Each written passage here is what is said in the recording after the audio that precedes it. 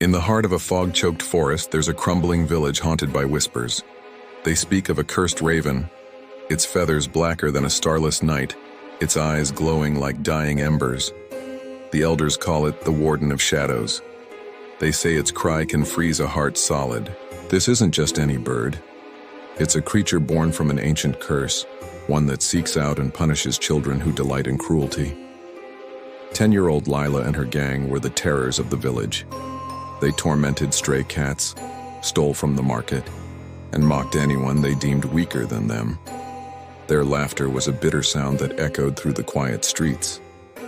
One stormy night, their target was a frail boy named Eli. They chased him deep into the woods, their jeers ringing out as he stumbled through thorny bushes. Finally, they cornered him by a gnarled, ancient oak. As they closed in, a piercing screech ripped through the air. Perched on a high branch, the raven watched them, its eyes locked on theirs. "Keep going, Lila," one of her friends sneered, but his bravado vanished as the raven's cry grew louder, a sound that seemed to rattle their very bones. The air grew heavy, and the forest itself felt like it was closing in. Trembling, Eli whispered, "It sees what you've done." Lila tried to laugh it off, but her voice cracked with a fear she couldn't hide.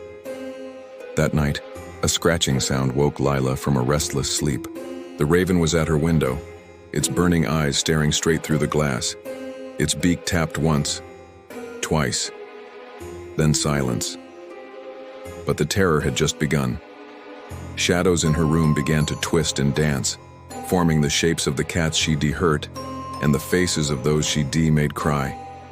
She pulled the blankets over her head, her heart pounding a frantic rhythm, but the raven's chilling cry echoed inside her own skull. The next day, Lila's world began to unravel. Her gang vanished, one by one. First, Tom didn't show up at the market. Then, Mia's house was found empty, her bedroom window shattered. By dusk, Lila was the only one left. Panicked, she ran through the empty village streets as the raven's enormous shadow loomed overhead, a constant, terrifying presence. She stumbled near the old oak tree, the very spot where they had cornered Eli. The raven landed silently before her. Its eyes burned into hers, and in their fiery glow, she saw flashes of every cruel act she had ever committed, replayed in agonizing detail. "I'm sorry," Lila sobbed, the words torn from her throat.